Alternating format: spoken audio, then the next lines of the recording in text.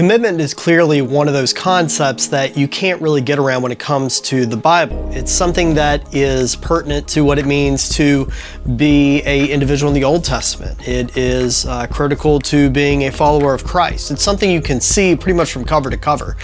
So it's worth digging into what it actually means to be committed, and more importantly, where a lot of times we tend to struggle when it comes to having a degree of commitment.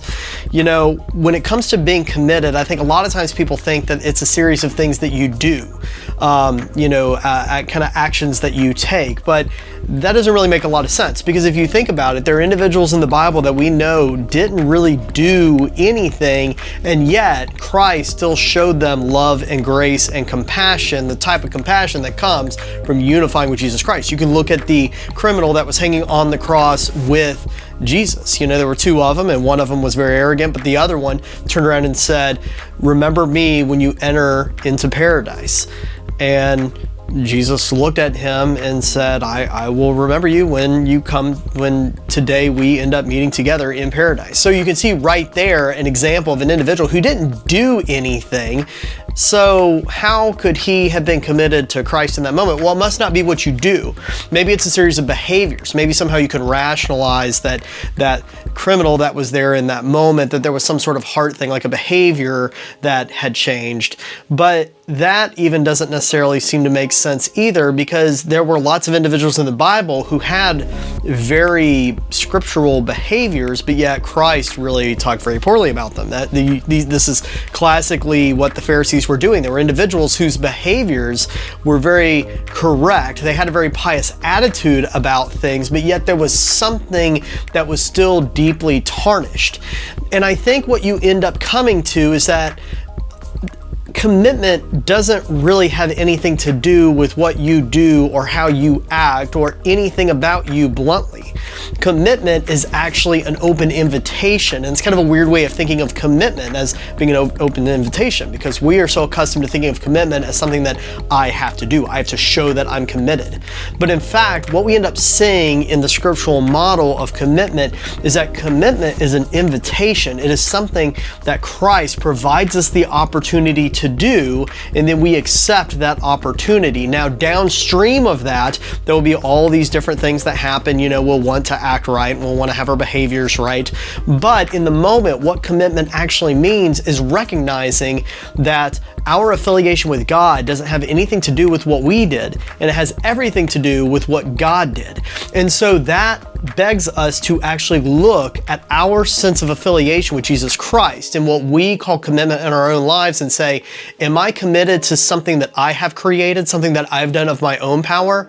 Or am I committed because of what Christ did and my acceptance of that gift of grace that He freely offers?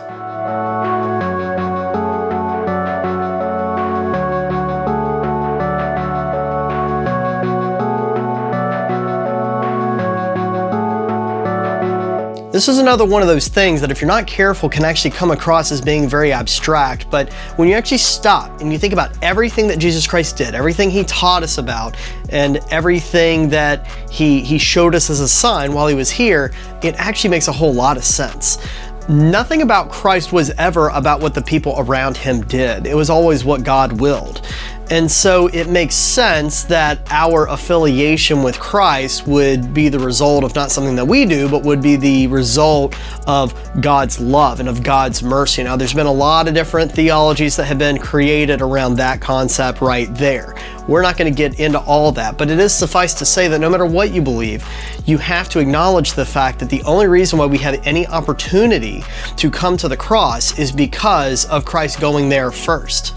And so what that means is that there's nothing that we can do to be good enough. And in fact, you end up seeing this in some of the individuals who tried to be good enough. Individuals who actually approached Jesus and they wanted to be acknowledged as somebody who was righteous, an individual who had done all the correct things. And what you end up seeing, and what you'll read in just a moment in your small groups, is that these individuals, though they may have seemed like they were pious, that their behaviors were right, that their actions were right, Christ was able to cut through to the fact that in every single one of us there are flaws. And because of those flaws, those are things that keep us from being qualified to, of our own complete volition, just come to God. So what you end up having is actually the disciples even looking and saying, well, I mean, how can any of us meet up to what is required in order to be truly committed to God? How can any of us meet that standard of what it means to be committed to an all perfect, an all flawless, and all just God? And that's where Christ unlocks that key. It's not because of what you do, it's because of what I do, where he says through God, all things are possible. That is how we have to start looking at our faith. That's how we have to start looking at our relationship with God, not as something that we have created, even though there may have been some free will components and decisions and all that kind of stuff. But we have to acknowledge that the only reason why any of the doors are even open in the first place is because of our infinitely loving God providing us an opportunity to something that is greater than our current selves, providing us an opportunity to a new life, to an opportunity for commitment, providing us an open door to freedom.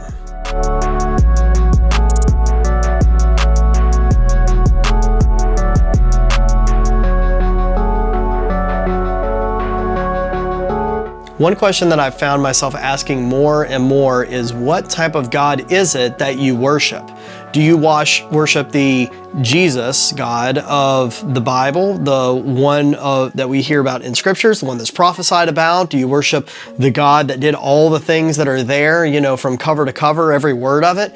Or is there some cheaper version of God that you worship? Is there some maybe kind of tailored version of Jesus that you follow that's based on certain stories you like, but that kind of omits some of the different comments and lessons and parables that are a little bit more difficult? Do you really fully embrace the perfect God that we see talked about in the scriptures, or is there something lesser that you're actually pursuing? The reason why I ask this is because so often our perception of what it means to be committed to God is based on something that you don't see in Scripture. It's something you never see Jesus do. People who have the ideas that there's certain prerequisites before you come to the cross, that you have to fix certain things in your life before you can come to church, that, being a good little Christian means that you do specific things and that you have certain actions that you go after and other things that you don't do and certain associations that you keep and others that you avoid. People have all kinds of strange ideas about what Jesus is in their lives and about who God is that you don't find anywhere in the scriptures. And the only conclusion you're left to follow is that they've created their own version of Jesus that they prefer to worship because it's one that they feel like they can understand. But I'll put it to you this way. If I could fully understand my God, then I don't know that he would be qualified to serve as my God. My God is so much bigger than my sense of understanding. He's so much bigger than my sense of logic and my sense of reason.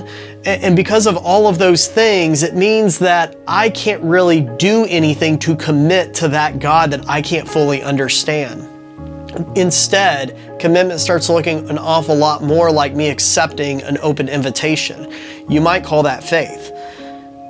This is one of the reasons why Christianity becomes such a different thing and becomes so beautiful when it's pursued in a way that eschews off, different traditions and worldly mentalities. And instead, it's something that we try to base on what we feel convicted God is actually telling us through the scriptures.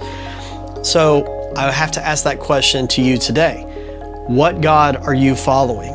Are you following a God of the world? Are you following a God of government? Are you following maybe a God that has the name Jesus and maybe takes some inspiration from the Bible, but it's really a God of your own creation? Or do you commit your life to this God that is bigger than we can understand, a God that we can only commit to not because of anything we did, but because of what Christ did on the cross, through his sense of love and compassion for every single one of us? Which God do you serve? That's the lesson that I have for you today. I hope you're able to get something out of it. Until we can meet again, God bless.